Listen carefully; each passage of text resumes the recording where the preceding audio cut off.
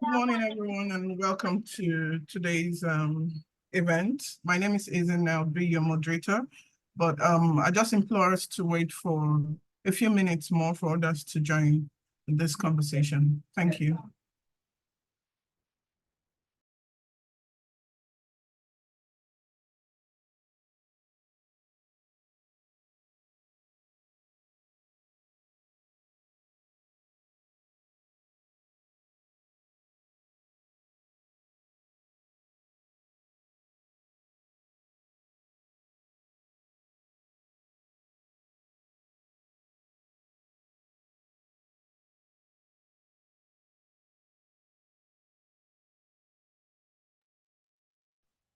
Hi, good morning.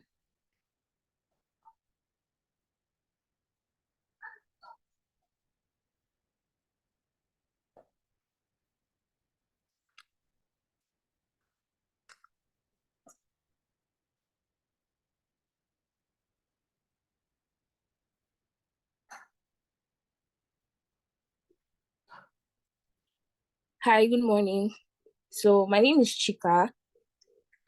Thank you guys for joining, everybody that is in right now. So I just wanted to, before we begin, I just want to ask if we have any students here, if there are any students or anyone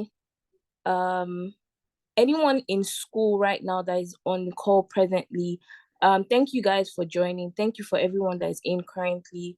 We're going to start in a bit, but just want to recognize any young person, anyone that is still in school currently.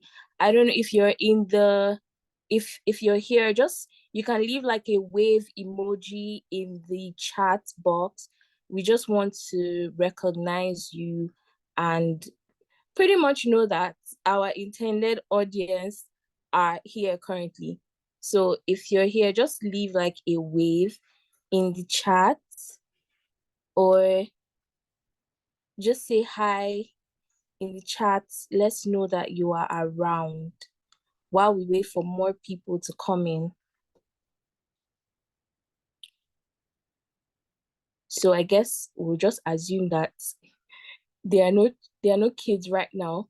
So we'll just give like maybe another 2-3 minutes before we begin.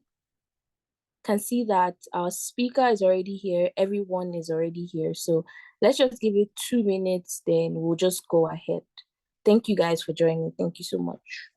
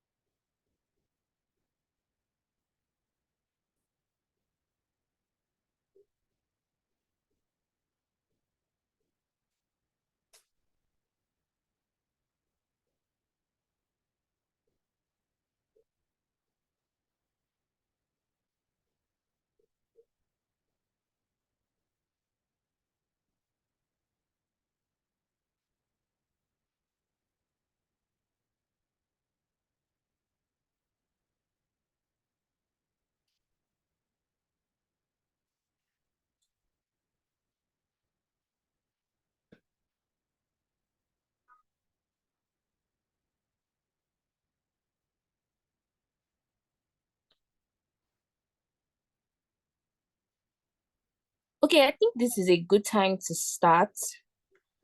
Thank you once again to everyone that has joined in. If you are new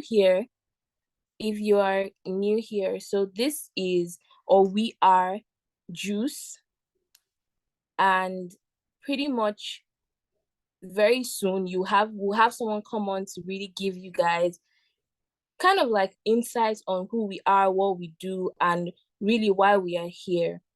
So once again, I just want to say thank you for joining in. If you're just joining, thank you so much for coming in. And I just want to use this opportunity to ask everyone, if you're here currently and you know someone that needs to hear this, because we're going to talk about choosing a career, right? How to choose a career. And this is something that is extremely important in our world today, in our lives today, generally. While we are very particular about young people, like people still in secondary school, there are so many people that need this information. So if you have friends, family that are still in that position where they're trying to pick out the career, things may not be, they haven't decided yet, they're pretty unsure. I think this is a good time to send the link to them to join this like right now, because this is like a talk that people pretty much pay to get, right?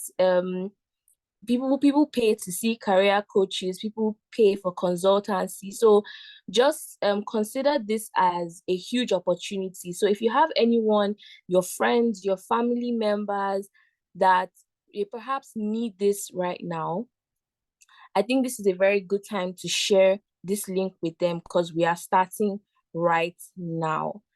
So at this point, I would like to invite our admin manager, Debbie. She's just going to give us, oh, sorry. At this moment, I would like to invite, okay, so thank you, Debbie. Everyone, you can see the link in the chat room. So if you have a friend, family member that you feel really needs this conversation, please send them this link so that they can join now. So right now, I'm going to be inviting Chituru, our communications lead at JuCE Africa, to give us the opening remarks, because we are starting right now. So she's just going to give us the opening remarks. And don't forget, please, if you have friends, family, even people that you do not like, but you feel that this is very important, please send them this link so that they can join in and be a part of this. This is very huge. This is very, very important and very, very valuable for everyone. So share it in your WhatsApp groups, on Instagram, wherever it is. I just personally put this on my Instagram right now. So please share this. And at this moment, because at this moment, I am going to be handing over now to our communications lead at JuCE Africa to give us the opening remark. So, Chitu.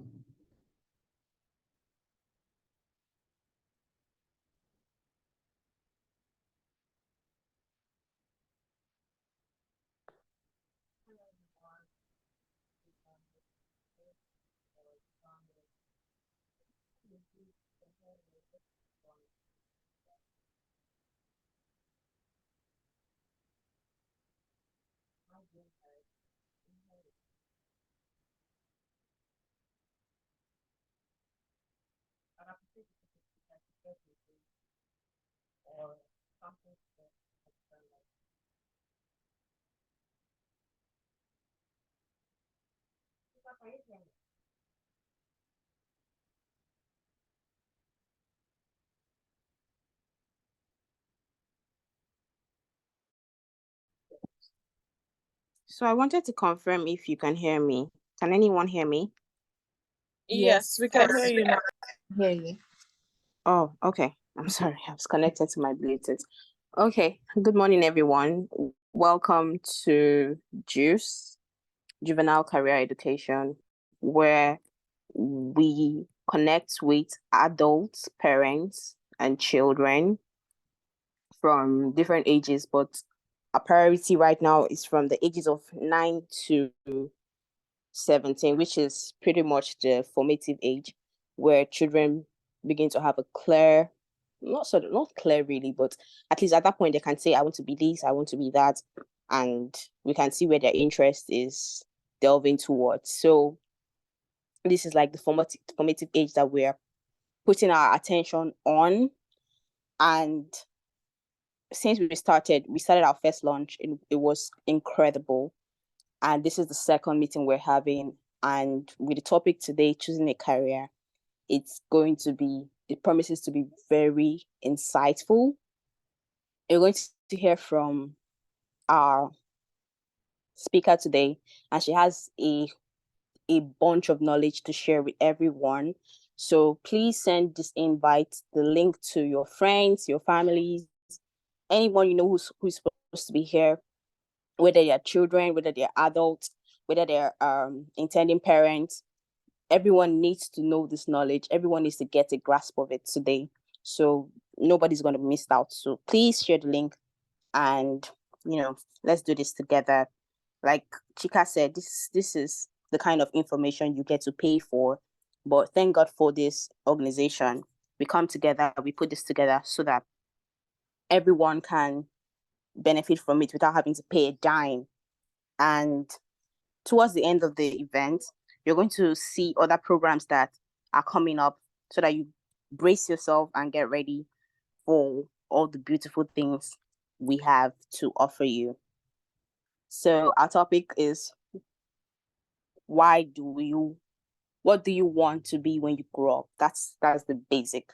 But it's not just, like I said, it's not just for children. It could also be for your child. So as a parent, you need to be here. And this is like one of the most frequent questions every child is being asked. What do you want to be when you grow up? I was asked that question when I was a child, and I was always saying I was going to be a doctor.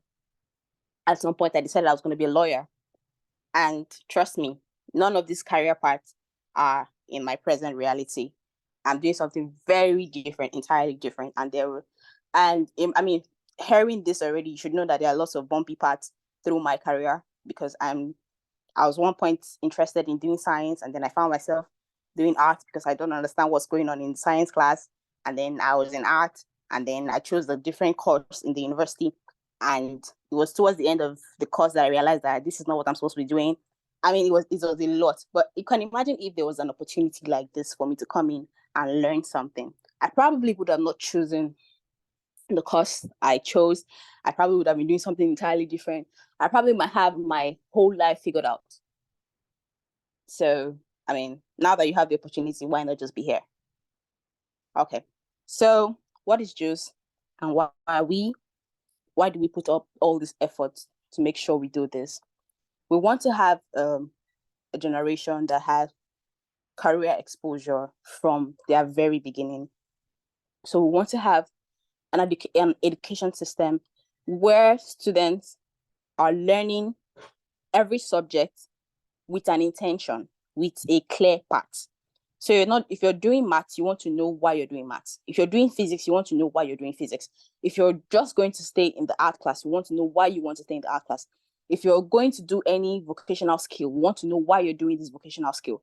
We want to give you a clear understanding of what the job market is today and what it's tilting towards. So this is like, we're going to do a lot of predictive and descriptive analysis of the job market, so that you don't find yourself doing a course that you hope that, oh, because they said, especially this happens a lot in Nigeria, especially when they say, oh, bankers, they're the ones who make a lot of money, or lawyers, doctors, they're the ones who make a lot of money.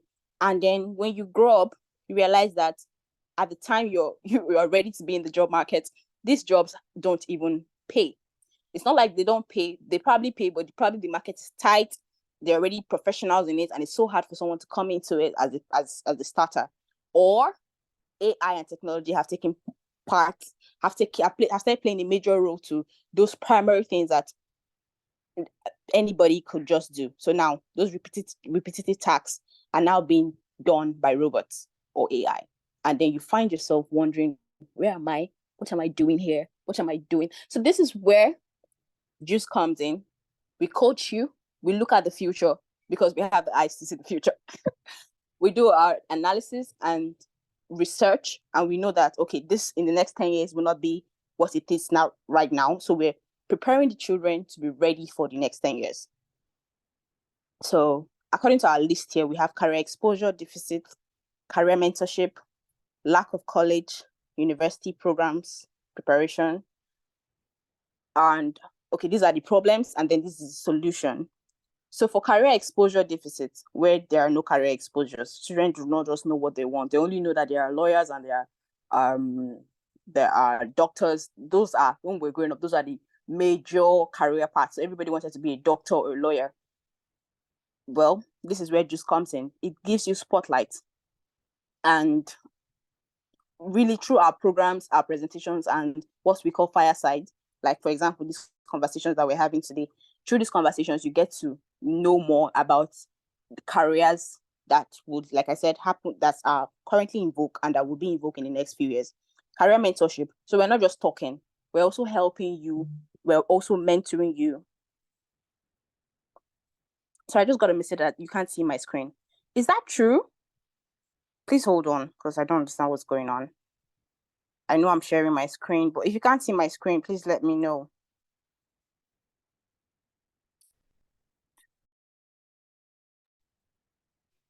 Yeah, we can't see it right now. It's not showing. Yes, Sissy, we can't see your screen, but we can hear you clearly.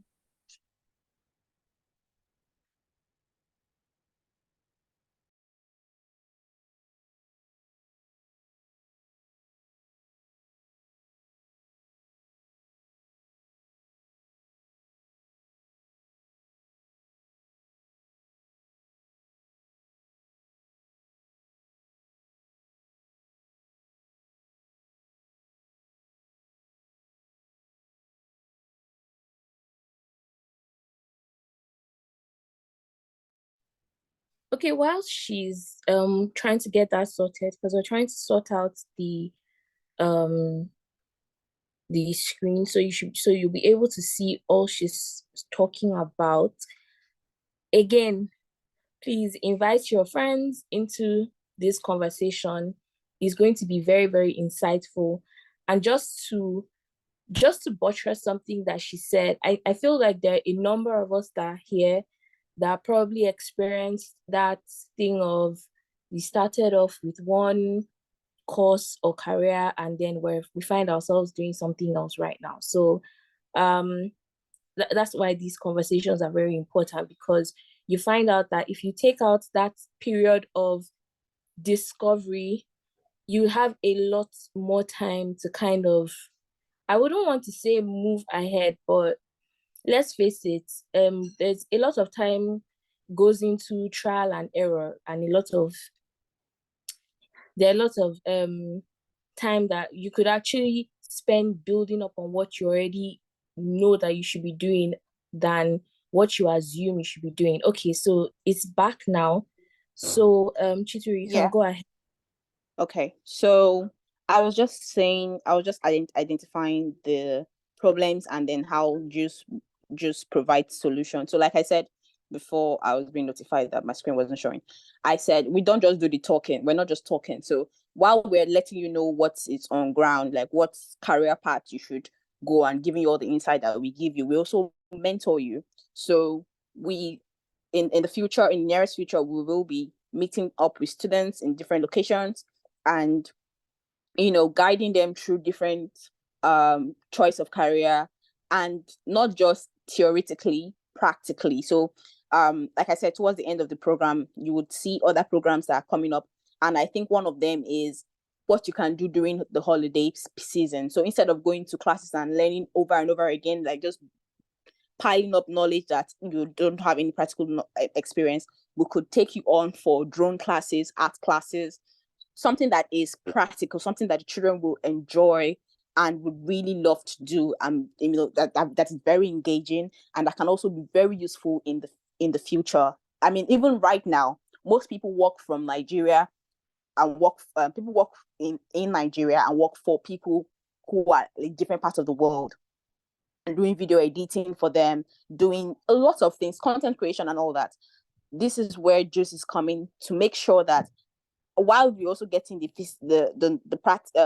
theoretical knowledge which you learn in school, you can also like have an all-round knowledge in a lot of things, also some skills that are very much in demand in other countries. So not to waste your time, I'll just go to the last one: lack of college university preparations and programs, just like we said. So usually in school we do a lot of theories. I know how many courses I did. There were over 80 courses at the end of the whole 4 years. And right now, I don't know anything I'm doing with it. So this is the situation of a lot of people, especially in Nigeria. And this is where JuCE is going to make sure we have a one-on-one mentorship and prepare you for the real world. So you're going to hear a lot, especially from our speaker today. But this is just an introduction, and I hope that you stay put. If you have not invited your friends, please do that now, because you don't want to watch later. And let me tell you why. Because you have an opportunity here now to ask questions. If you have anything that you've been bothered about, you want to ask questions, you can go ahead and ask questions as a parent, as a child, and we really want more children to be here. So please bring your children in. If you can connect them to a tab or to a phone or to any device at all, just so that they're also here while you're here as a parent, please do that, and we would enjoy all of this that we've put together for ourselves. All right, so I'm just going to hand over to Chika. Chika, you can go ahead. All right, thank you so much. So as you've all heard, this is what we do at JuCE, and it's very important because I don't think people really realize how much of a gap that JuCE is actually closing today. Like, I know that there's so many people on this conversation, like in this room right now, that if I ask, like, show of hands, how many people have switched careers, I know that there are people that would raise their hands. Or should we even make that exercise? Like, if you know that you've switched careers, or maybe you started off maybe when you were in secondary school, that's for the adults that are in the room right now. If you started off maybe in secondary school, you were in art class and you switched to science, or the most common one, if you were in science class and you switched to art, you can just raise your hand, or you can just leave an emoji. You can just leave a raised hand in the chat room, so that we'll know that there are so many of us that are in this conversation. So JuCE is really covering a huge gap in education, because let's face it, people don't really talk about careers in secondary school that much. Like, it's raised, but it's not hammered upon. And these are the things that children actually need to usher them into the real world. Because at the end of the day, like, I remember I saw I think it was a tweet or something on Instagram where someone said something about all the Y, the X that the person learned in further maths in school. How is that applied in the real world? But funny enough, there are people that actually apply that knowledge in the real world in their own areas of specialization. So, with that being said, it is time for us to move into the most important part of this conversation. So if at any point you are not paying attention, this is the time to pay all the attention. And if at a point you are still skeptical, okay, should I invite my friend? Should I not invite my friend? You should definitely invite your friend, because I'm about to bring on our keynote speaker for this particular session. And one thing that I think there's so many amazing things about this speaker, but I'm just going to give you a summary of who she is. So she's a passionate educator. She's an advocate for gender equality. She is an educational activist. She's someone that is very huge on the conversation of socioeconomic disparities in underserved communities through education. And she has been actively involved in designing and executing initiatives that reduce the number of out-of-school children across different states in Nigeria. Now, furthermore, this speaker she's a writer, and she authored a book titled The Little Citizens of the World. And this book is something that was created to inspire children and young people across the world to become catalysts for positive change within and even beyond their community. She has a personal mission which is tailored towards putting God's love into action and making visible impact in the lives of others through her service to humanity. She is huge on education, and if there's anyone that you would want to talk to you about your career, she's probably the one, because I can tell you that she's going to steer you in the right direction. So without further ado, I don't know if that word is still being used I don't know if we have Gen Zers here and people from Generation Alpha and earlier. I don't know if the word is still being used, but we still use the sha. So without further ado, I would like to invite Oluwademilade Adelaja. Hi, Demilade. Hi, good morning, everybody. I'm so glad to be here. I'm so excited for this event, and thank you for having me. Thank you for having me on this event. I find it a great privilege to be here, really. So thank you JuCE Africa. Thank you to Ada. Ada is one person, I know she's not here, but Ada is one person that has been very supportive of me for my journey. And it's very interesting because she knew me from Instagram, like she just started following me on Instagram. And I'll say she's one of my biggest cheerleaders. So when she called me to come and speak at her event, I mean, I didn't have a choice. I just didn't have a choice. So thank you very much. Thank you, everyone that has put this amazing event together. I can see that you guys are putting lots of effort and lots of energy into coming up with these bi-weekly events. So thank you, everyone. So we'll just get right into what we have for today. So the topic that we'll be discussing today is how to choose a career that is relevant to the future. So I don't know if I should share my screen or I can just make do with this as well. So we'll be talking about how to choose a career that is relevant for the future.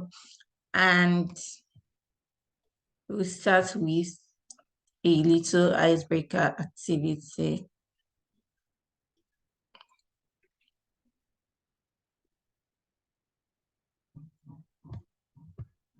I don't know, am I allowed to share my screen? I don't know. Yes, I think you can go ahead. Yes. Thank you.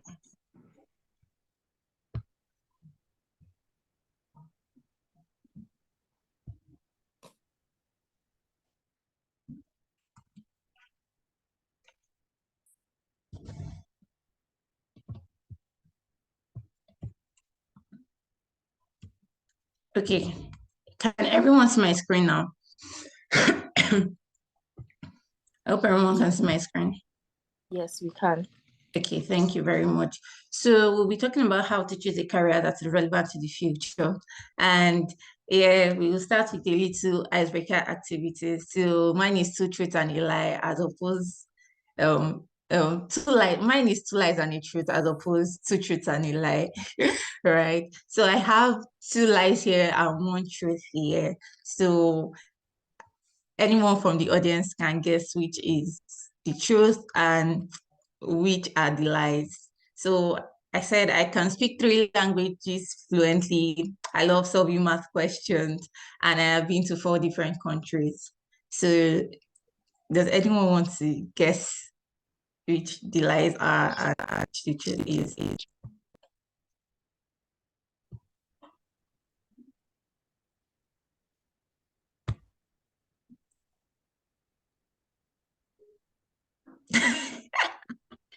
So I said I love solving math questions is the lie. How? I look like a language person. Oh, interesting. You can unmute yourself to speak if you would like to speak. Timothy said, I definitely one is the truth, and I love solving math question is like I don't know. Let's see. Is someone speaking?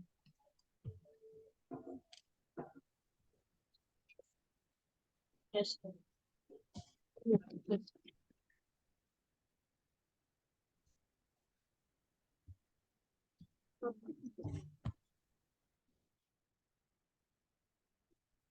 Okay, let me go. I think the lies are 1 and 2. So I speak 3 languages fluently, and I love solving math questions.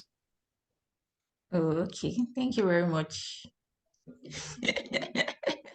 I Does think anyone I have else been want to to 4 try? different countries is the truth. Then I can speak 3 languages fluently, and you love solving math questions is a lie. Okay, that's similar to what the last person said. Let's take one more person. Does anybody want to guess?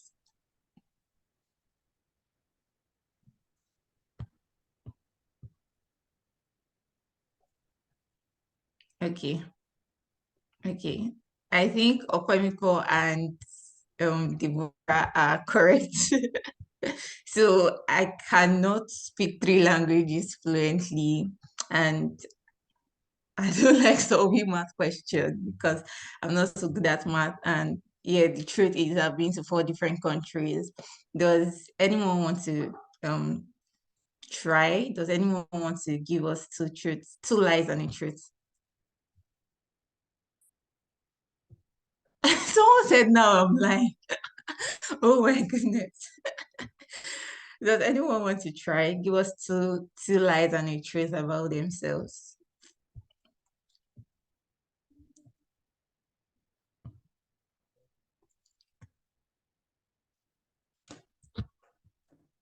Okay, I think we'll just go right into the story.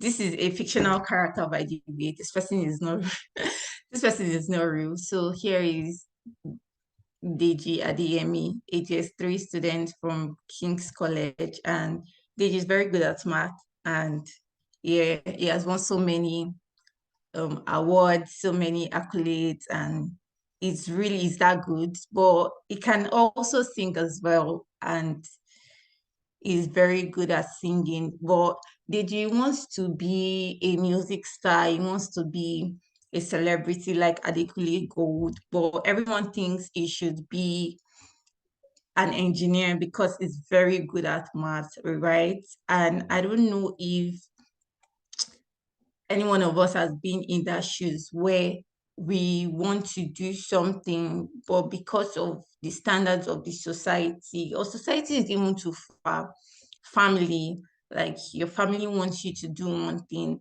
maybe because what you want to do supposedly does not sound serious enough. Let's say you want to be a footballer, or I mean, people wanted to be like something really unserious when they were young. For me, I was still telling someone yesterday that I wanted to be a petrol attendant when I was young because I used to see them hold plenty money and I felt that they had plenty money. So that was something I wanted to be when I was young. I also wanted to be a doctor at some point.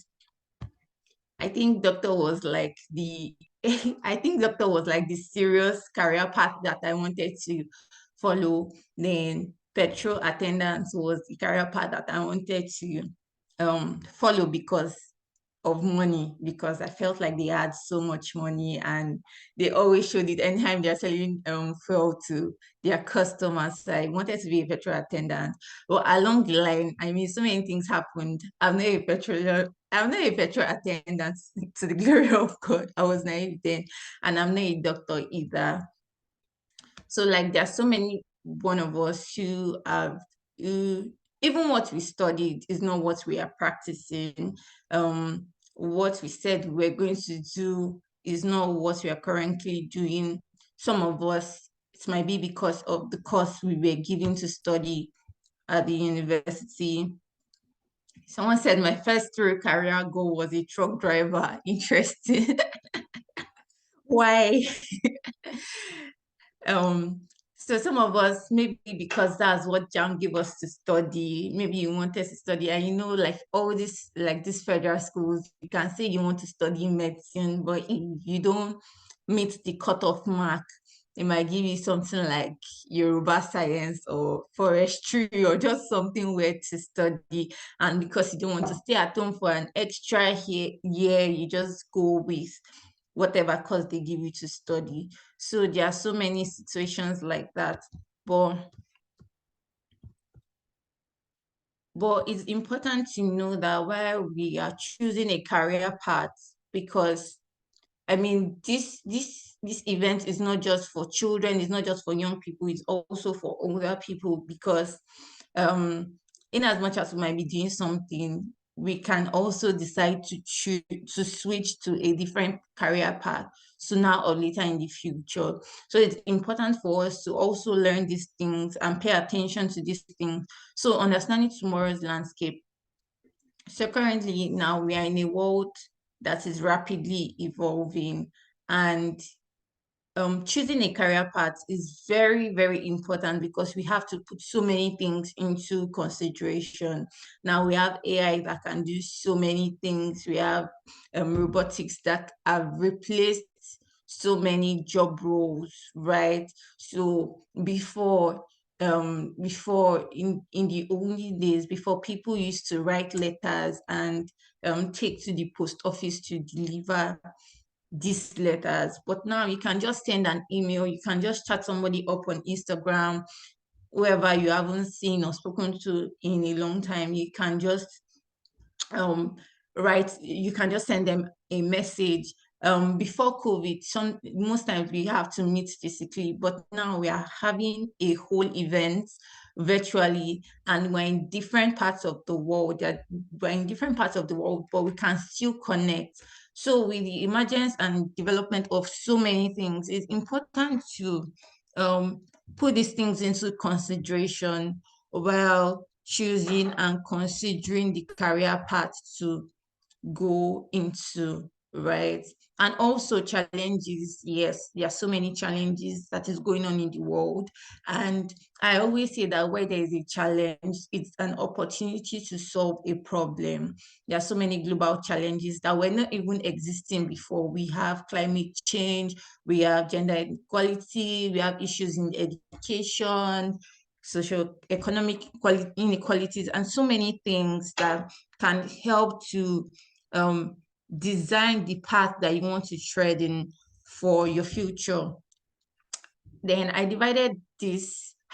How then do you know what path to choose, what path to tread in? Now, this is very important because I'm in the education space and I've had like lots of young people come to meet me, to ask me to mentor them, to ask me so many questions like, oh, how do I know what to do? I don't know what to do. This is what I want to do. And this is what my parents want for me. I think that is always the most common issue that you find among young people that are still in high school. They want to do something, but their parents want something different for them. Interestingly, I once met someone, a young girl that wrote me an email, and she said that she wants to be a perfume critic. It's also interesting because I've never even heard of that before. I know that they are food critics, which I think that's a new profession, right? And she told me that really she wants to be a perfume critic and she also wants to own a perfume line, and she does not know how to go about it, but her parents want her to study law in the university, but she has a thing for scent, and um that's what she wants to do.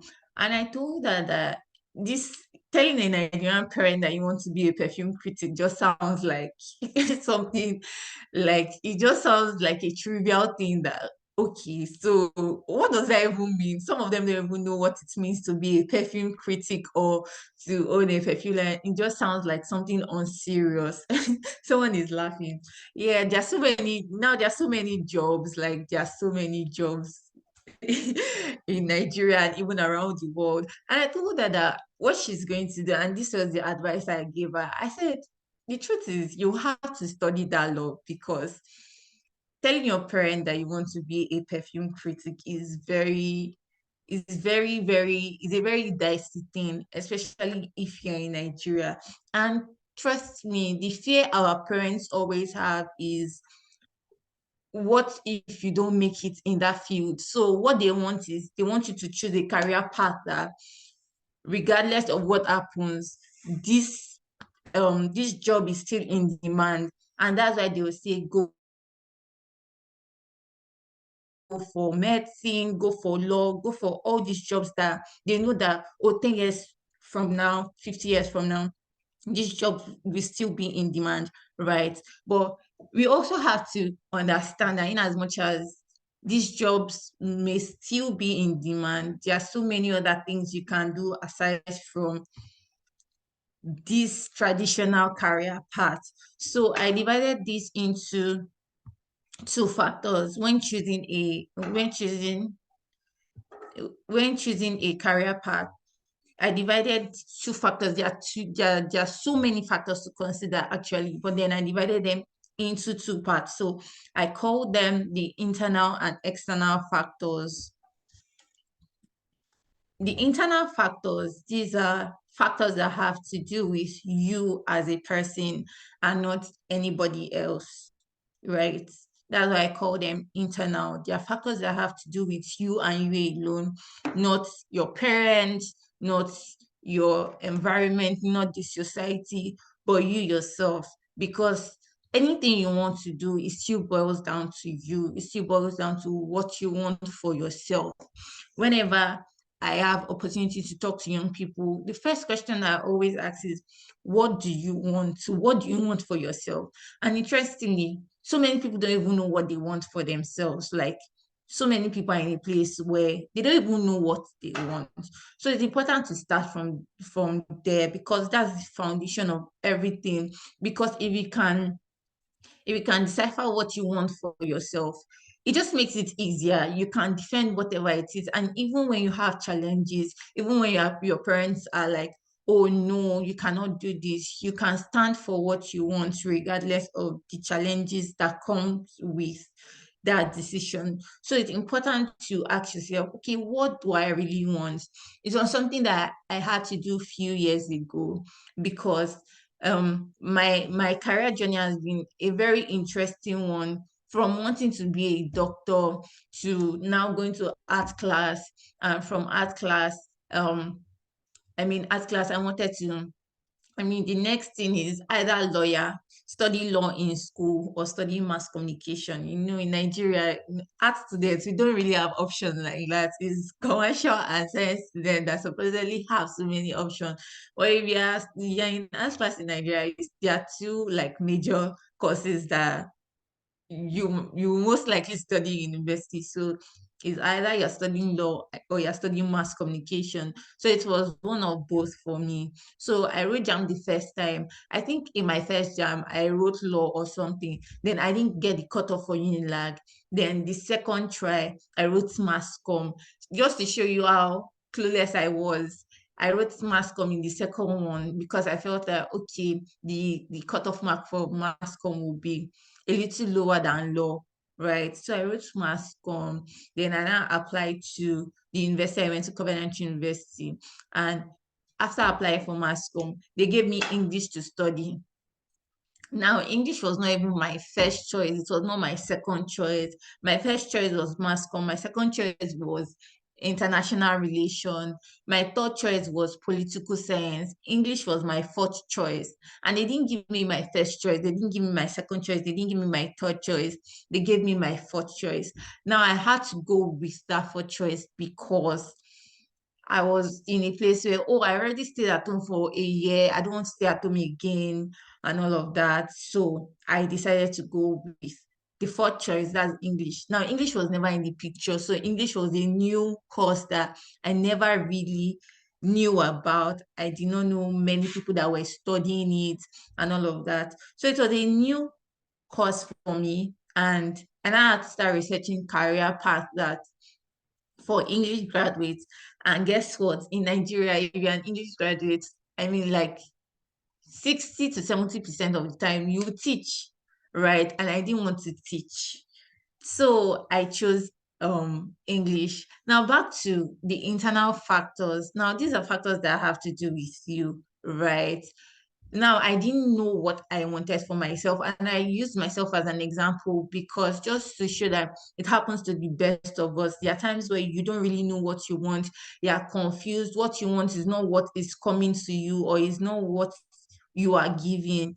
At that point, what do you do? How do you go about it? When you get to a point where you have to change what you want due to the circumstances surrounding you, what do you do, right? And that's why we decided to look at these internal factors. And the first one is passion and interest. And why did I include passion and interest? Because passion is one thing that stays with you regardless of what happens. So finding your passion is very important. Now there's been this debate that can your passion change? I would say yes and no, because if what you're passionate about is not if you're not thriving in what you're passionate about, it's always advised to look for other passions, right? But that conversation is not for today. But finding your passion is very important because that is what stays with you. That is the foundation, that is the bedrock of every other thing, right? Your passion and interest. So you have to ask yourself, do lots of introspection. Oh, what are my interests? What are the things that excite me? What are the issues that I'm passionate about? And sometimes this passion may not make sense to other people. And that is why it's called a passion. It is for you and you alone, not for other people. The whole world doesn't have to buy into your passion, right? It is for you. It is your passion and not any other person's passion, as long as it is legal and it is good, right? Because people are passionate about bad things. So your passion, your interest, what are your interests? What are the things that like excite you? What are the things that draw your interest. For me now, education, anywhere I see anything relating to education, school, social impact, gender inequality, anything that relates to all of those things, I'm very enthusiastic about it. I'm very interested in it. I want to read about it. I want to know more about it. I just want to know. So that is where my passion lies. That is where my interest in. So it's important for you to find your passion, because that is the number one thing that will drive you in the midst of other challenges that may arise. Then the other one is physical and mental ability. Now, this is a very interesting one, because one of the hardest pills to swallow as a person is accepting that you are not good enough. Maybe it might not be a hard pill for everyone, but for some people, it's a very hard pill to swallow, realizing that they are not good enough at something. But the truth is, at some point you have to come to terms with the fact that you might not be good enough at this thing, and it does not mean you cannot be good at other things. Like the example I cited in this slide. So I wanted to become a doctor. Like, that was what I've always said I wanted to become right from childhood. But getting into senior secondary school, even right from junior secondary school, the subjects that I liked, that I did better in, were subjects like English, home economics, social studies, civic education, and all of those subjects that has to do with like the society, people, and all of that. So getting into senior secondary school, and the mindset of, oh, I want to be a doctor, was still there. So, of course, if you want to be a doctor, you have to go to science class. You cannot become a doctor in art class because of the subjects that are offered in these classes. So I went to science class, and first week of being a science student, I was very confused because I don't like math. I'm not interested in math. I don't like anything calculation. And from the first week, indices and logarithm was already confusing me. So how am I supposed to cope with like further math, physics, chemistry, and all of those things? I know for some people, these subjects are not hard, but for me, it was just very, very confusing. So I was not even patient enough to learn these things or even understand it. And I had to realize that, and I came to the realization that science class is not for me. Like, in as much as I'm passionate about becoming a doctor, I want to be a doctor, I want to be this, and I want to be that. Science class is not for me. If not, I'm not going to excel academically in this class. So I had to move to art class. And it was something that, in as much as I was not excited about it, I was doing better as an art student than a science student. And I realized that then my passion for other things, I decided to find passion in other things. So when choosing your career path, it is important to reflect on your strengths, your abilities, what you can do and cannot do. It's There's no point deceiving yourself, right? There's no point telling yourself that you can do these things when you cannot do it, right? So you have to come to terms with your abilities, because when you are doing what you can actually do, it's easier because you don't have to struggle. If I was in science class, I would not have failed 100%, but I will be struggling seriously. And when I was in art class, I didn't have to struggle. I was doing pretty well aside from math, because I struggled with math, and that's because I've not been a fan of math right from the beginning. But in other subjects like government, civic education, literature, English language, I was doing really well in those subjects. But I can imagine if I was in science class, I'll have to struggle with further math, struggle with physics, struggle with chemistry, struggle with those subjects that ideally I should be enjoying. So when choosing a career path, it's important to um do lots of introspection. What are my strengths? What are my weaknesses? What are the things that I can do easily? What are these things that come to me easily? So that ideally, instead of you struggling, you find joy in doing all of those things. Then the third one, the last one for this subtopic of internal factor is personality.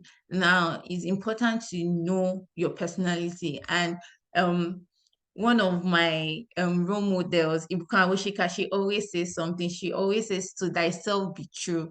Be true to yourself. You have to like check yourself and ask yourself, who am I really?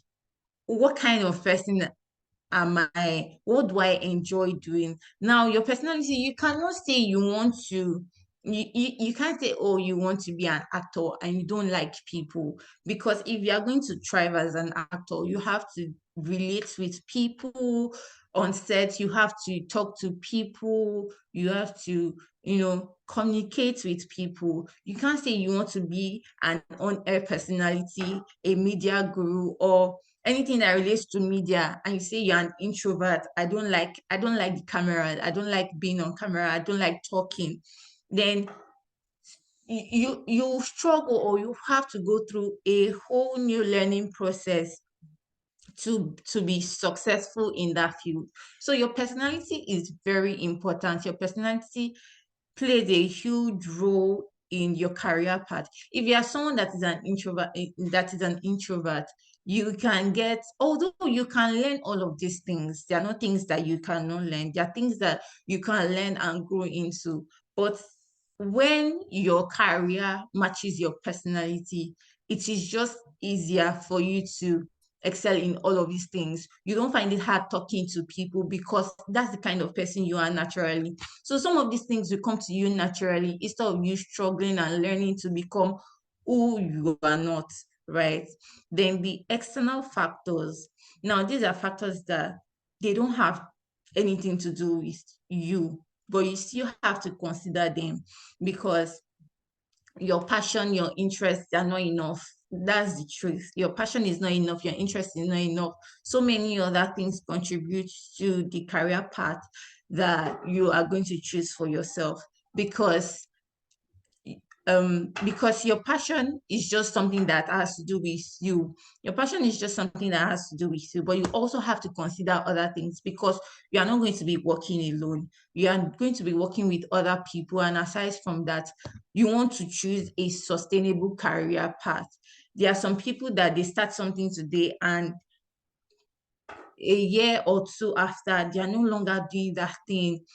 Like, haven't you seen like people who after graduation they've done so many things? Today they are in real estate, tomorrow they're in investment banking, next tomorrow they are doing content creation, another day they've opened YouTube channel, another day they're selling wig on Instagram. Like, they're doing different things, and it's just so interesting, because although you cannot blame them, because yes, the state of the country and all of that, but instead of being confused and jumping from one career path to another, for me, I just think is better to figure out where you want to be and grow into that career path. Because another thing is that the reason why people go from one career path to another is because they want to skip the process. They don't want to grow into that profession, that career path that they've chosen for themselves. Once they see that they have to take certain exams, they have to do this, they have to do that, they just feel like it's too stressful for them, and they switch to a supposedly simpler career path that does not require them doing all of those things. And that's why we're looking at the external factor, because you don't want to choose something today and next tomorrow you are now looking for another thing to do, and another day you're like, oh, this one is too difficult, I can't do this one. Then you're now like trying to search for another career path. But before choosing a career path, it's important to look at these external factors. I was reading this scripture. I don't know if everyone here is a Christian, but I was reading this scripture in the book of Luke chapter 14 that was talking about, if you want to build a house, it's important to count the cost, so you don't start building halfway and people will start saying that, oh, I'm paraphrasing it. Now people will start saying that, oh, you started building and you could not complete it. It's the same way with choosing a career path for yourself. You don't want to start something today and along the line you are looking for another career path to go into because you didn't count the cost at the beginning. So these external factors are really important. And the first one that that we discussed here is future demands. And when we say future demands, I said future demands because it's important to choose a career path that is sustainable. Sustainability is very key in whatever career path that you are choosing for yourself. Now, the demands of the society will always evolve. That's a fact. It's not a debate. The demands will always evolve. Few years ago, a career in tech was not as sought after as it is now, right? Before, there was a time that banking was like a very hot career job. If you're a banker, people think you have money. People think, I don't know if there's any banker here, but there was a time that if you're a banker, you are like a big person. But now, people don't even want to take banking jobs. Maybe if people take banking jobs, maybe they don't have a choice, right? But now people are not really going after banking jobs as it was before. Now people have switched into the tech space. And that is why it is not good to do what everyone is doing, because if you make decisions based on what every other person is doing, anything can happen at any time, and you might not have like a backup plan for the decision that you've taken because you took those decisions based on what you could see, right? So when making a decision for your career path, it's important to look at future demand. Okay, this career path that that I want to choose for myself, this thing that I want to do, what is the long-term impact? What is the sustainability for this career path? And back to this, my friend that wanted to be a perfume critic. This was one of the conversations that we had, and I had to tell her the truth that, okay, in as much as you want to be a perfume critic, is a good thing that you're passionate about it, but you also have to think long term. How sustainable is this thing that you want to do? Is it something that you just start? Because it's easy to start something, but sustaining that thing is where the work is. How sustainable is this thing that you want to do? And that's why most parents always say, oh, go to school first, and after, when you're done with school, you can do whatever you want to do. That's because they want you to have a backup plan. They want you to have a plan B that, okay, even if this is what you want to do, if anything happens, you can pick up your degree and search for a job and still use that degree that you thought that you did not need, right? So sustainability is very key in choosing whatever career path. Don't just think of now. Think of 10 years from now, 20 years from now, 30 years from now.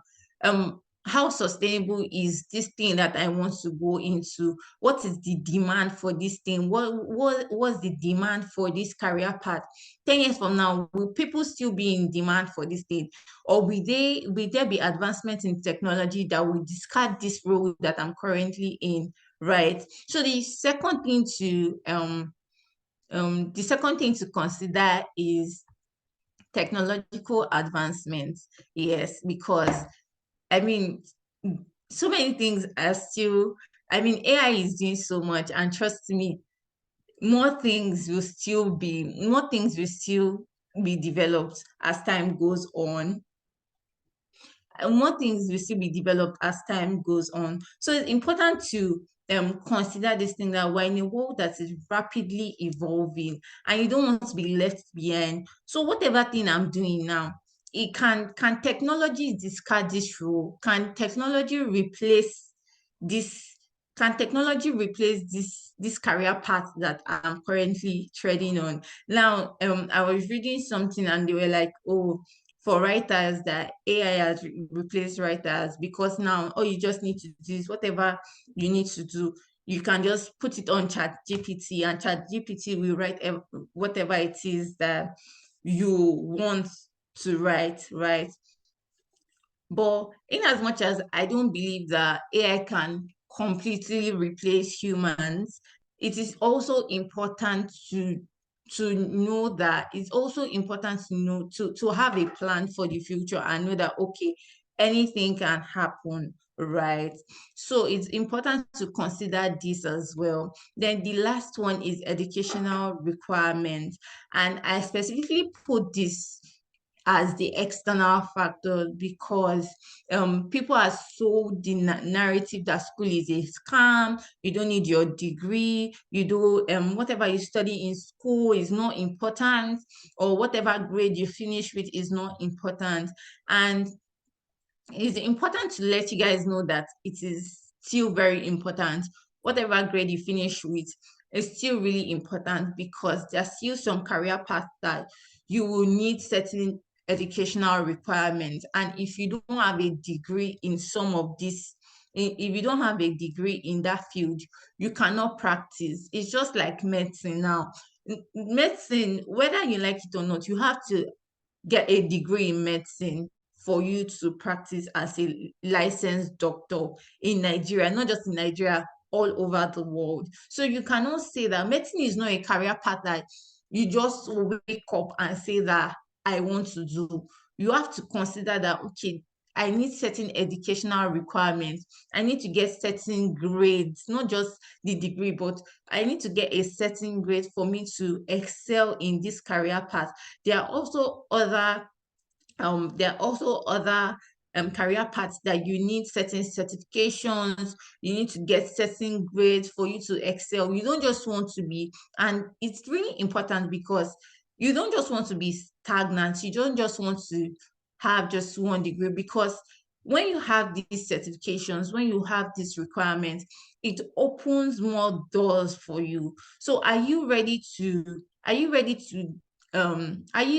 meet those requirements? Are you willing to write this exam? Are you willing to get these certifications? Because it's very important. So many people want to do certain things, but they feel like, oh, the requirement is are too many. I have to write exam, I have to do this, I have to get this certification. And you have to ask yourself that, am I willing to do all of those things? Because for you to thrive in some of these career paths that require certifications and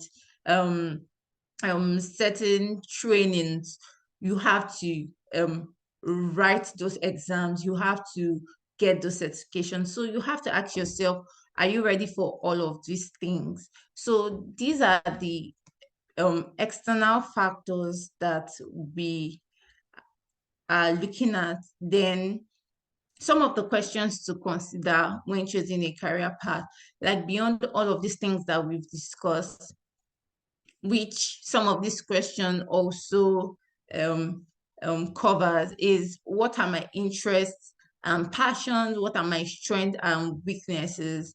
These questions are very important. Then what activities or tasks do I enjoy doing the most?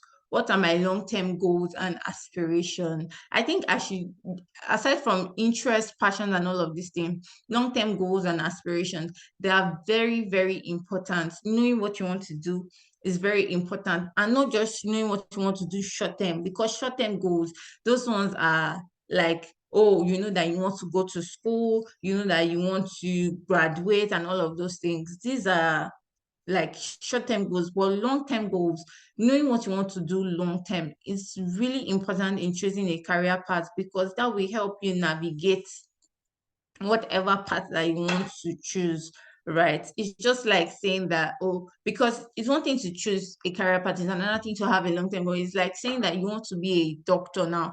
Medicine is a career path, but what kind of medicine do you want to do? What branch of medicine do you want to practice in? It's like law now. You want to be a lawyer. There are different types of lawyers.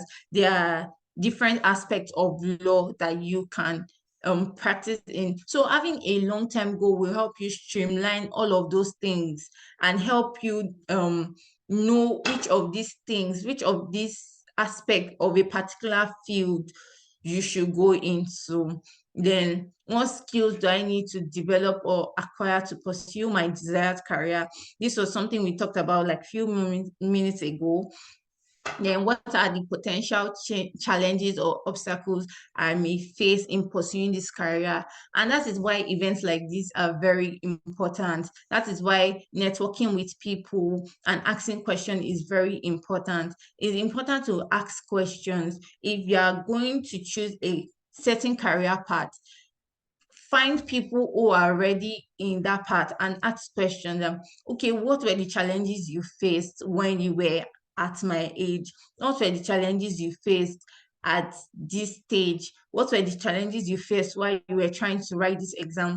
It's important to ask questions. It's important to find people who are in a similar career path as you, because it will just save you the stress, the mistakes they've made. You can learn from those mistakes and avoid repeating those mistakes while treading your own career path, right? So it's important to ask questions, network, and find people who can answer this question and who can provide solid guidance for you, right? And the last one is, am I willing to commit the time, effort, and resources necessary to pursue this career path successfully? Now, this is like one of the things that we're going to be ending with. And the truth is that no career path is easy. If you're looking for the easiest career path, I put it to you that no career path is easy. Even content creation, that you might think, oh, people are making money from content creation, is not easy. If you ask content creators, they will tell you that content creation is not easy. There is no easy career path. You have to be willing to put in the work. You have to be willing to commit the time and effort, because that's the only way you can grow. Because if you are looking for the easiest way out, you would not find it. You will just find out that you are moving from one career to another. You're changing career every other day because you are looking for the easiest way out. And that's why it boils down to your passion and interest. Because when you're passionate about something, you do it easily. You find it might not be, really come with its challenges. Yes, it will come with its challenges, but in the midst of those challenges, you'll be driven. Those challenges will drive you to do more, to do better at it, instead of weighing you down and making you wanting to give up. So whatever career path it is, don't have the mindset that you are looking for the easiest way out. No, you should be willing. Your mindset should be, whatever the challenges that might come while on this journey, I am willing to overcome it. I'm willing to put in the time, the effort that is required for me to excel in this career path. So with that, we come to the end of my presentation. And if you have any questions, please just leave it in the chat box, or you can just raise your hand. Okay, so before we go into, thank you so much, Demilade. Thank you. I feel like so many people learned so much from this.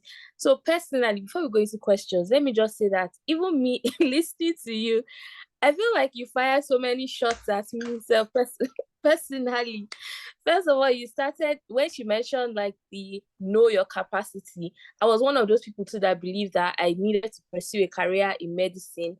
And unfortunately, me, I saw it through to at least university level, and I struggled. And this is from even getting insights. I had a counselor in school that happened to be my English teacher that said, you should be writing, you should be doing something literary based. But I said, no, I must do medical. And when I got into university, and the funny thing is that I wasn't, like you said, sometimes you're not doing badly, because I wasn't doing badly, but there were people that were doing much better than me. And it was, and then the second time that you fired shots, you said you'll be jumping from one career to the other. As a former banker, like you mentioned banking particularly, this is hilarious because I also was in banking as well. I did banking for about 3 years and I was like, I quit. So that being said, I think a lot of people can relate to this, and it's one of the reasons why we have these conversations, so that people don't fall into that loop of the things that we've had to experience. So before we go into questions, I just want to take a moment to acknowledge I got wind that we have some kids that are here. We have some children that are here that joined through Elo. Yes, Elo, hi. I can see you in as part of the participants. Thank you so much for joining. Ada already giving me the tea that you were joined, that you were You're in here welcome. with kids. So thank you so much. Thank you all the kids that are in here. So right now, if you have any questions, we would like to take questions from as many people. Like, this is really where it is. We're willing to put in as much time for people that have questions, especially the children here. So if you have any question, you can, if you're introverted or you're shy and want to leave it in the chat, feel free to do that. But if you want to speak, you can unmute yourself and just ask your questions, direct your questions to Demilade. So she's willing to answer all the questions that you have concerning choosing a career. And we're taking questions from everybody. So please, if you have a question, feel free to go ahead in the next few minutes.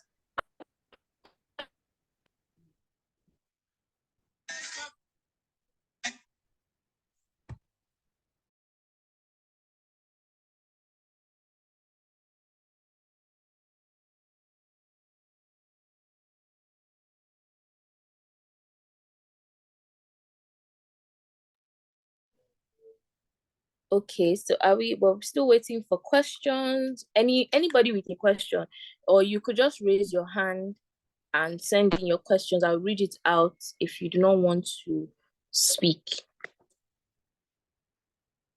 While we're waiting for questions, please, everyone that is here, JuCE Africa is on social media. We're across social media, so you could also use this moment to follow us. We have these events like you heard, we have it every 2 weeks, and they're very, very insightful. We have people from all walks of life that have lived experiences, right, that come to speak to you about pretty much how to get, how people say, oh, I'm trying to figure it out. So the people that come on these events that we host, that's pretty much what they do. They give you the hacks to figure it out, because it's either there are people that have figured it out, or there are people that are professionals in helping people figure it out. So any questions? Okay, Timothy, I see your hand is raised. Do you want to unmute yourself and ask your question? Yeah, sure. I can do that. Hello everyone. My name is Timothy, obviously. Thanks a lot, Demilade, for that amazing delivery. And I myself, I found myself learning quite a lot from it. I'm 30 years old, so I'm quite advanced into my own career. But I do have some younger siblings and maybe other younger friends that I tend to talk a lot about career. And I think you gave me a lot of insight on how to actually approach this.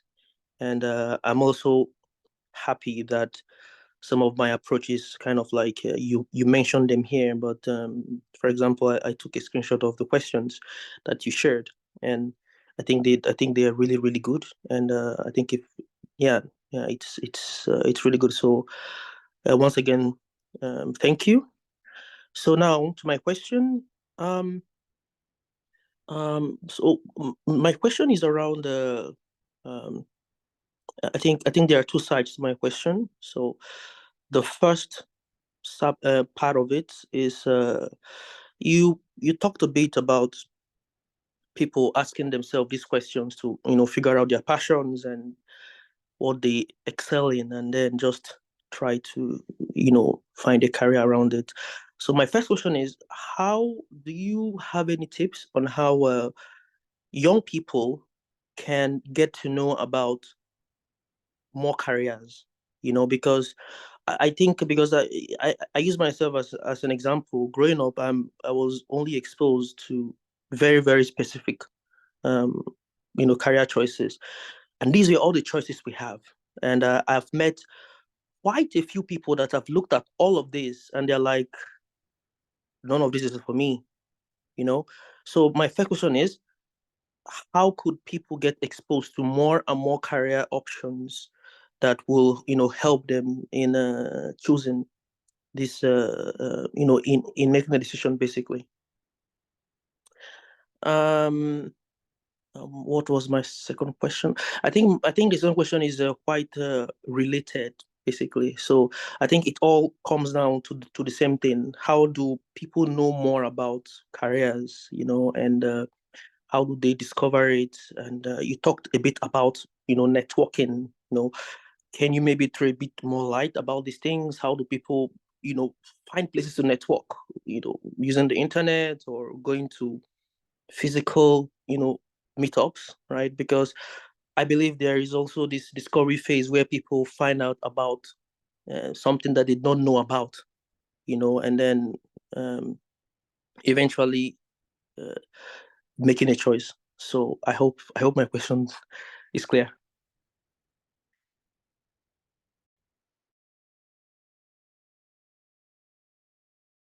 Yes, your question is very clear, Timothy. Thank you very much. I don't know if we should take all the questions first, then I answer one after the other, or I should answer them as they ask.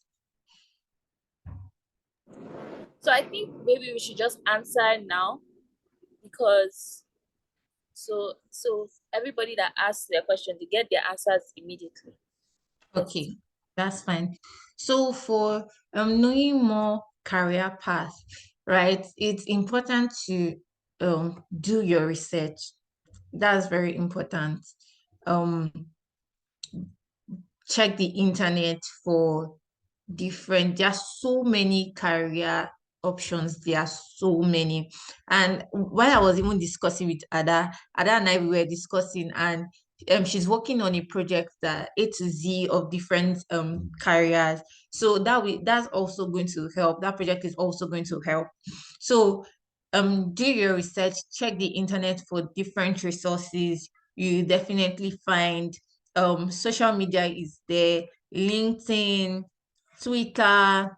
You'll find so many people doing different things. And I will highly recommend, if when it comes to career, I recommend LinkedIn, because LinkedIn is more professional and that's where you find more people doing different things. You can just go to LinkedIn and search for anything. If you search for software engineer, you will see LinkedIn will show you a list of people who are software engineers. If you search for medicine, LinkedIn will show you a list of people who are medical doctors. So it's important for you to do your research, check all of those places and ask questions, right?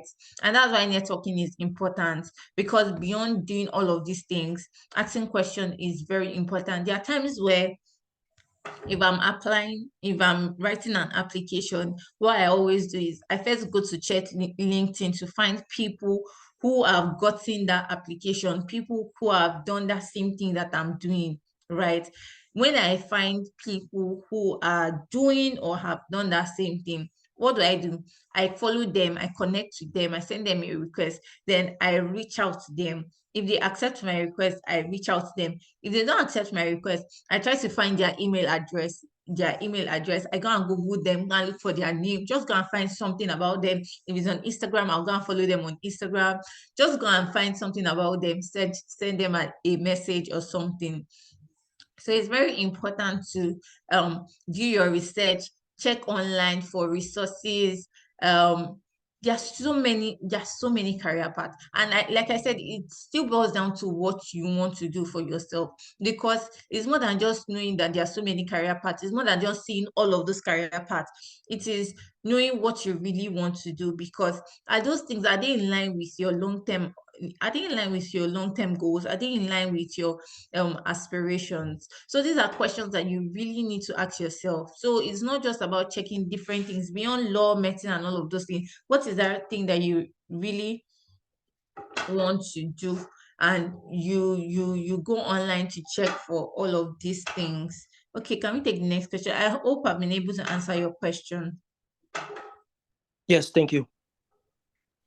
All right, so the next question I see, Deborah, and Progress will go after. So like once Deborah's question is answered, I think AP Progress, you can just ask your own question as well. So Deborah, please, over to you.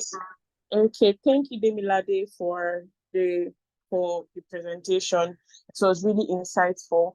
Okay, my question is this: for a young child, and if they decide that this is what they want to be in future, and they say they want to be a doctor, for example, and they enter science class, and their parents keep insisting that no, you must not be a doctor, you must go into art class. And obviously, because they are children, they have to follow what their parents want, and they end up going into art class. Do you have any advice for that kind of child?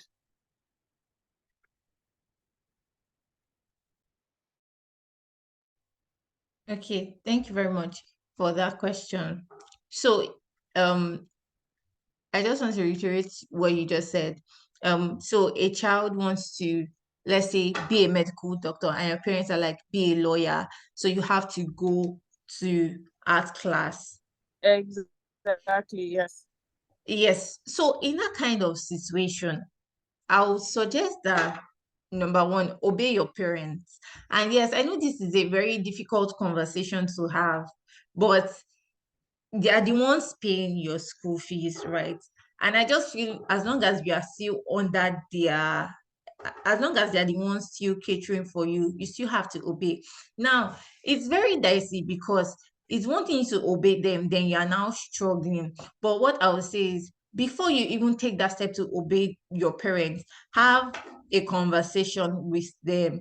Don't just say, oh, this is what they want me to do. They're not going to listen. At least try to talk to them and have a conversation with them, and let them know this, they don't want to waste money. So let them know that, oh, you don't do, you are most likely to perform better as a science student than an art student, right?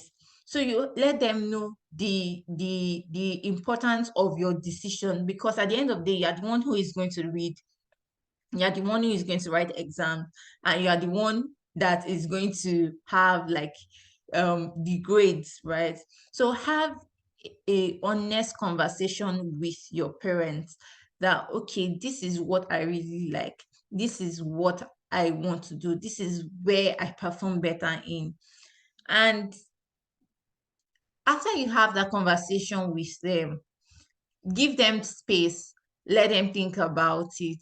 Also, I also say look for a trusted adult. If you're a child, find a trusted adult who you can talk to and seek advice from them, right? Because sometimes it seems like when our parents are saying we should do something, sometimes it feels like it might seem like, oh, they're doing too much, but you don't know what they have seen, right?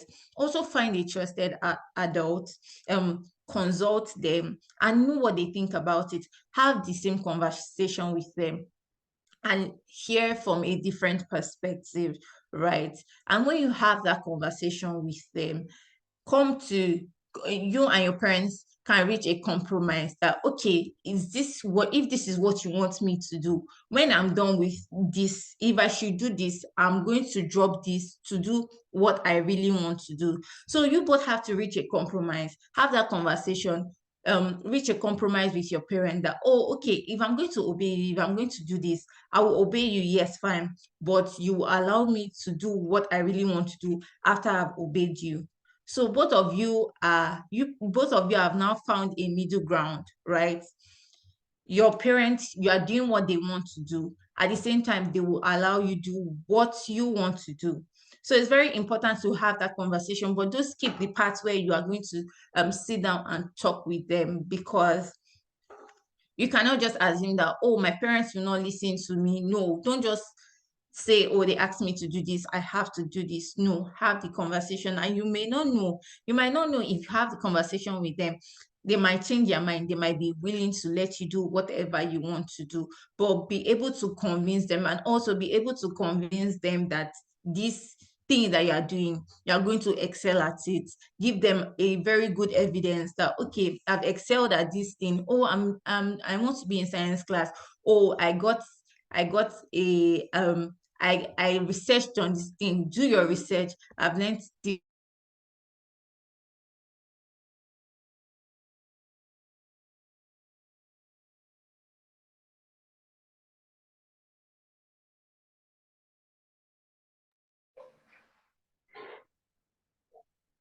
Sorry, is Demilade still there? Okay, I think she might be having issues, whether with internet or something else. So yes, I think she has issues with internet. So okay, she joined? Hi, Demilade. Can anyone else hear me?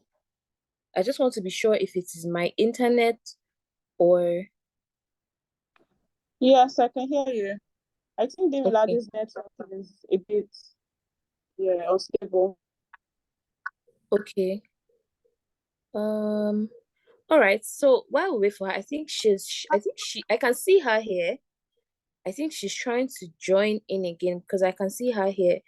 So while she is trying to get that sorted, hopefully in the next 5 minutes, I just want to encourage everyone that is here, just take like a second to follow JuCE Africa on social media. We're on Instagram, we're on X, formerly Twitter, and we're on Facebook. And on Instagram, we are JuCE Africa as in JuCE.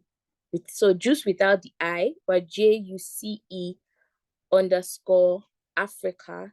So if you're here, please follow us like right now. Okay, so Demilade is back. I don't know if you want to keep on answering, or should we just take the next question? Or were you... Okay, so she's here. Can you hear me, Demilade? Yes, can you hear me? Yes, we can hear you. Okay, good. Yes. So should I just keep on answering the previous question? So yeah, I think you should just round off the previous question. So we just take the question from AP Progress next. Okay. So what I was just basically saying is also do your research on the field that you want to go into, and convince your parents, give them a reason why you should do why they should allow you do what you want. Because at the same time, I always say this, that if my parents allowed me, like if my parents just left me to be in science class, I might not have done well, right? But I just thank God for my mom, because she was the one that called me and said, okay, I feel like you're going to struggle if you remain in science class. And I don't want you to, I don't want that to happen to you. I don't want you to be struggling when you can just go to a class where you do something that you really enjoy. And I can see that you are good at this subject. So why don't you just go to art class? So you don't want to convince them to allow you go to a class where they can obviously see that you're struggling, right? So it's very important to put all of those things into consideration. I hope I've been able to answer your question.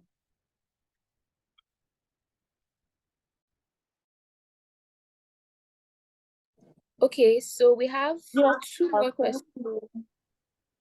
Okay, thank you, Deborah. All right, so AP Progress, please, you can go ahead. Okay. Thank you, the speaker, for your wonderful presentation. My question is about, for example, there are some cases in Nigeria, like they want to be a doctor, they want to be a lawyer.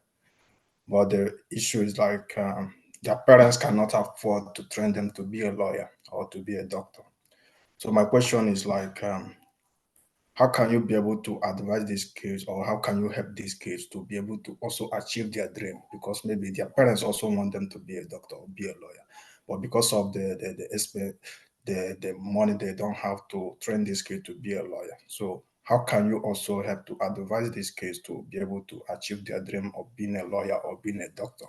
So this is really my question.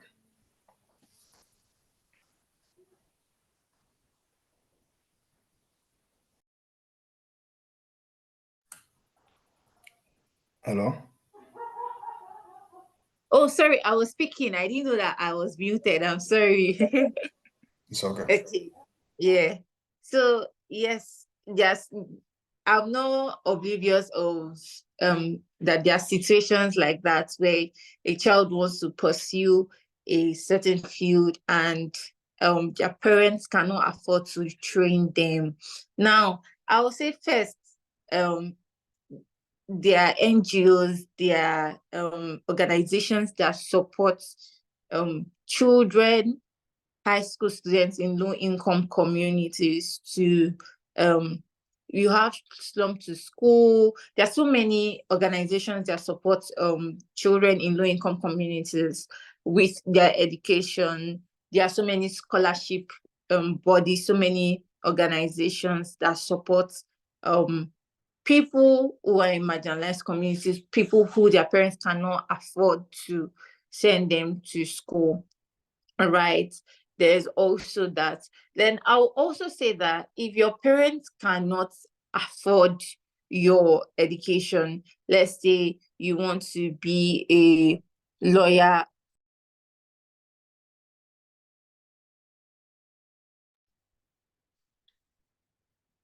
Okay, I think she's having serious internet issues. We're going to give her a second to come back. We have one more question. So Aderonke, I can see you. Your question is going to get answered. Just give us a minute to get this sorted. While we wait for her to come back, I think, yeah, while we wait for her to come back, once again, I'll just remind us that JuCE Africa is on social media. So please follow us on Instagram, follow us on Facebook, follow us on Twitter, now X. And yeah, the interesting thing about one of the good things about JuCE is, like she was saying in her previous answer, about if you have if your parents are not able to afford your education or put you through certain courses, the good thing is there are so many NGOs that exist. JuCE Africa may not necessarily offer financial help in that capacity, but you get connected to a community that offers you resources. So one of the good things with people like us is we can offer you resources, and you get to get information about these sort of things. So I think Demilade is back. Hi, Demilade. Hi, sorry. Internet is trying to work against us, but we are standing strong. We are standing strong. So yeah, you could just continue with your answer from the last question. You were about to conclude concerning, the question was regarding financial support for students and parents that can't afford to put their children through certain courses. Yeah, so I mentioned earlier that you can find NGOs, organizations that offer financial support to really outstanding students who have certain career path that they want to go into, but they don't have the financial capacity for that. Now, the number of people who don't have, compared to the availability of this financial support, is actually really a lot. The gap is wide. So I'll suggest that do what your parents can afford. If you want to become a lawyer, you want to become a doctor, and your parents don't have the capacity to train you in that field. Do what your parents can afford and become very good in that field that you eventually settle for, right? Become very good, become very excellent at whatever you eventually decide to do. The Bible says, whatever your hand finds to do it with all your might. Don't say because this is what you wanted to study and you had to settle for this, you are now going to start, you are not going to do well at it, you are going to fail at it, you are not going to put in the effort that is required of you. No, don't do that. Be excellent at it, be really good at it, because you don't know if that is what is even going to open the door of opportunity that you might even think, oh, it's not that I want to study and I cannot study. But you don't even know if this field that you are in is what is even going to open the next door for you. So don't just say, I'm not going to put in the effort. No, put in the effort and become so good at it. And opportunities will come to you. You even move from searching for opportunities to opportunities coming to you because you are very good at what you do. So it's important to consider that, yes. I hope I've been able to answer your question, Mr. Timothy. Yeah, it's okay. Thank you. Well, All right. So, sorry, did she drop her hand? Aderonke, please go ahead. Yes. No. Okay. Thank you very much. For the presentation.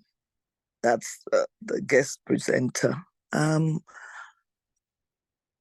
Your response is excellent because it's practical. Your response to the last question was excellent. Even to the previous question that asked about, how do you get your parents on board? I think it's very important. Your parents are there to guide you. For example, and they are concerned that you do a course that can help you, that can help you make a living in the future in your environment. But you see, they're doing the best they can. So is it Demilade, I'm sorry, or is it Damilare? Her response was excellent. You let them know this is what I think, and Daddy, this is what I think, Mom. You have a conversation, and you must have done your research also. For example, in Nigeria, there's some certain skills that you don't have people asking, you don't have an industry asking for those skills. So maybe that's why your parents are saying, do this or do that. And then secondly, AP Progress's question, very important. There are very few institutions, very few NGOs that offer, scholarship opportunities. So do the best that you can in what you have at hand. And you never know, new opportunities will come up that can help you to do achieve your dream. Just keep at it, do the best and excel in what you have immediately. That's an excellent response. And then I just wanted to chip in that, church organizations too they have scholarship programs. So for those of us that say we don't want to go to church, it might help you if you stand out because even though we have in churches, and a good number of churches, not all, they have like a development program for youth. Make yourself known, participate at different levels, show your skill, show your ability. The church can mark you out, and if you ask for scholarship, I'm sure a good number of them will be prepared to assist you. I have seen that over and over again. And even for certain denominations, they can give they give like some sort, it can be 50% scholarship to the institution, to their institution that you wish to attend. So it's important that you'd always show your excellence at every point. And I'm sure that whoever, the God that created you, is able to chart your path in a way that will that you'll prosper. Thank you. Thank you so much for that. Thank you very, very much for that. So I think that pretty much wraps up. We're not done yet. So because I see some people sneaking out, so we're not done yet. We still have our closing address, and we have a very, very important part of this presentation that I think everybody needs to be here for, which we're just going to jump right into. Thank you so much, Demilade, for speaking to us. We really, really appreciate you at JuCE Africa. Like I said, these conversations are very, very important because what they do is that they bridge a gap. There's a huge gap between education and career path selection. And for us at JuCE Africa, we've come to bridge that gap. We've come to let people see the connection. So, because we do have this culture slightly in Nigeria where we treat education as one phase of life and, okay, that's my education, done and dusted. Then when I come out, I'll start thinking about like next step, whereas there are things that are supposed to work cohesively. So that is what we are trying so hard to do. And don't forget, like I said, we have this is a bi-weekly event. We have this twice in every week. So with that being said, I'm going to invite the administrative manager at JuCE Africa, Debbie. So she's going to run you through our coming event. So you would have an idea of all the amazing things, especially the kids here. You have an idea of all the amazing things that we have set out for you. So without, again, my lingo, without further ado, Deborah, please go ahead.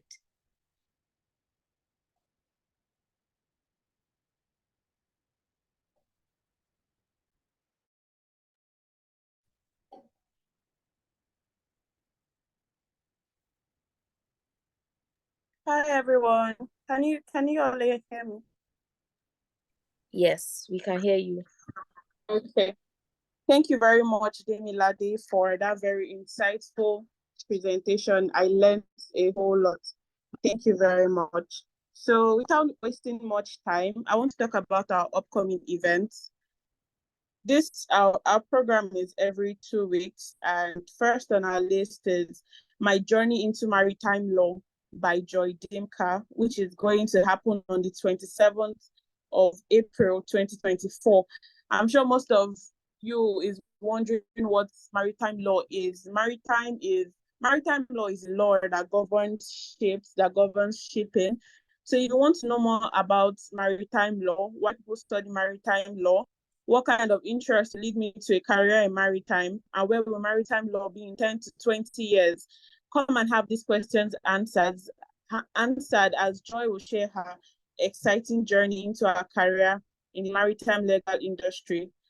Then next is, how did you decide on a profession? It is going to be a career fireside chat, and we'll be having Adekunle Uche and Pelumi Adewoyin coming to talk to us about how they decided on a profession. So if you're confused on what to study or what you want to be when you grow up, this fireside chat follows the journey of 3 young professionals into their present careers. We hope this will give you, a JuCE child, insight and ideas on how to get into your own path and navigate it also. Then next on our list, which will be happening on the 25th of May, 2024 is 7 things to do during your long holiday. I'm sure everyone here knows what summer holiday is, especially with students and even the parents. So during summer holiday, we all wear mufti and go to summer school. It has always been like that right from time. So instead of us going to summer school for the summer holiday, this presentation will give you 7 things to do differently during your summer holiday. So in JuCE, we don't just believe that you only need academics to make it in life. We are also interested in developing the child all round.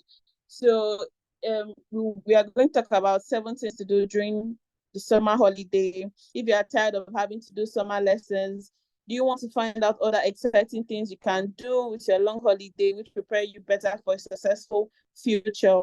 Attend this session and find out. So our parents in the house, mommies, daddies, instead of every time we'll go to school for summer lessons, they just attend this presentation and you'll see 7 more things to do more during summer holiday. Also on our list, we'll be having my journey into design and animation, and this will be spoken about by Sompo Onubogu, who is a creative director and is the CEO Shocks Media. So do you like to draw? Have you ever been punished in class for drawing in your assignment notes? Is your mind brimming with fantastical stories? I'm talking to the children in the house now. Or do you love writing poetry and short stories? Join Somto Chukwu Onubogu as he shares his journey into the world of animation in Nigeria. So I'm sure there are lots of students here who like to draw, who like to scribble on their notes. And so here we are saying you don't need to hide. You don't need to hide your talent. You don't need to hide to do what you want to do. You don't need to be scared. So just attend this program, and Somto is going to be talking to us about his own journey into design and animation, and I am sure it's going to be really fun and very impactful. Then next on our list is how important is formal education today, and we are going to be having Timothy, who is a software developer, Daniel Alaoye, who is a legal practitioner, and Ifeanyi Orabuche, who is a marketing and business manager, coming to talk to us about how important is formal education today. This is going to be on the 22nd of June, 2024, same time, 11 a.m. to 12:31, and same venue too, which is Zoom. So I'm sure so many of us would have had this trend.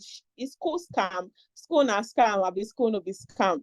So both topics have trended in Nigerian social media spaces, and in this fireside chat, leading young professionals, we explore the topic and bring it to rest if possible. So I'm expecting everyone to be present. Come with your friends, come with your families, come with any children you know to attend this. It promises to be very fun and very insightful. And if you have any questions about how important is formal education today, it's going to be answered. So I look forward to seeing each and every one of you here with your friends and your family too. Thank you very much. Thank you so much, Debbie. Thank you so much. So as you all heard, we have so much packed for everyone within our community. We have so many events lined up and no one is left out. So if you're a child here, if you're not sure on what, or even as an adult, you're still unsure of what career path you should follow, we have an event where people are coming to literally give you insights on how they chose the career that they are currently in today. If you're a child, like Debbie said, and you enjoy drawing, you enjoy art, you enjoy creating things, and maybe you just don't see the future in it, or you don't know how you can actually use this, or people have told you stop drawing, yeah, being disruptive and things like that. We have an event coming up where an animator and a studio owner in Nigeria is going to tell you how he got into his own journey to becoming a designer and an animator. And then we have an event where people are going to be telling you why education is not a scam. Your parents have put you in school for a reason, and there's a reason why you need to actually put in your very best while you're in school. So now, with all that being said, thank you so much for everyone that has stayed to the end, everyone that joined in. I appreciate you, but I especially appreciate everyone that is still on right now. Thank you for staying with us from the very beginning. So we are officially coming to the end, and at this moment I'm going to invite once again our communications lead, Chituru, to give us the closing remark to bring this event officially to an end. So, Chituru, please, over to you.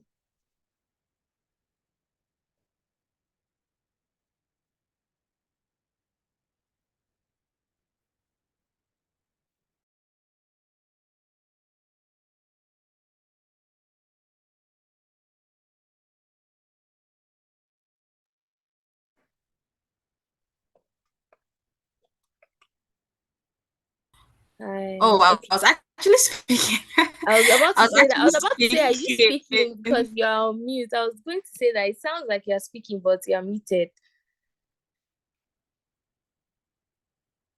Please go ahead.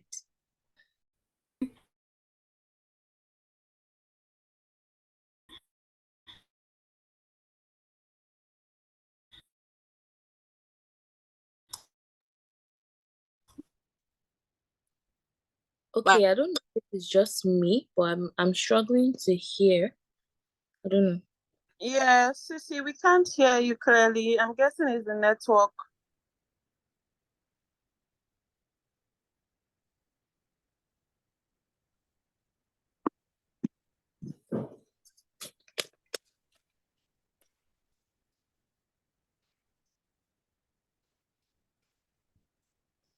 Okay, so she left. Well, I think she's going to join. She has just stepped out. I think it's really the internet, but she's going to be joining back in a second. So in this moment, once again, thank you all for joining, especially the kids that came on here. Thank you for sitting through the entire conversation. I really hope that you learned something. I really hope that we gave you something to think about, to ponder on. And don't forget to follow JuCE Africa.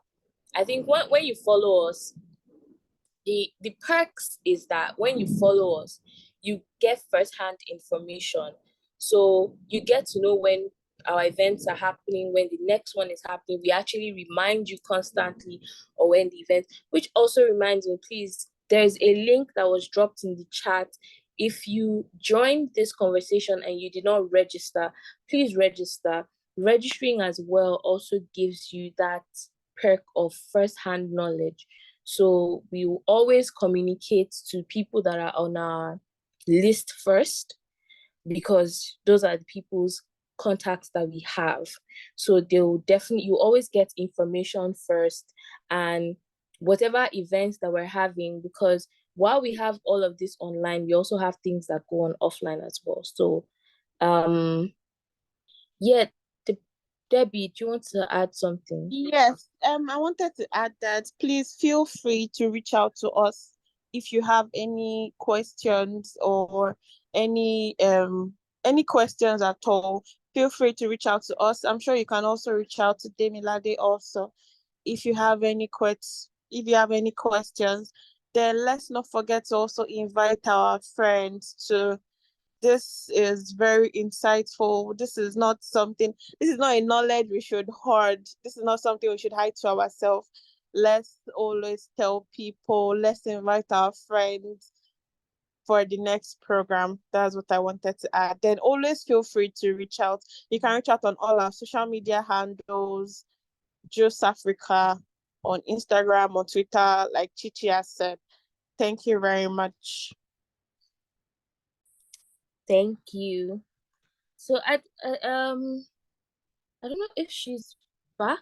Yeah, she's back on. I can see her. So Chituru, do you want to officially pull the curtains of the event? I don't know if you can hear me because I can see you and I see that you're unmuted, but I don't know if you're still having issues with your internet. Okay, so I think she's having issues with the internet. So I may as well just thank you all for joining us once again. Thank you so much. We ran you through what JuCE Africa does, who we are, and like I said, and I'll keep on mentioning that we are closing a very important gap between education and career. So it's kind of like that point between childhood and adulthood. We're really trying to bridge a very huge gap. So thank you so much for everyone that joined in. Thank you so much to Demilade for coming on here to speak to us.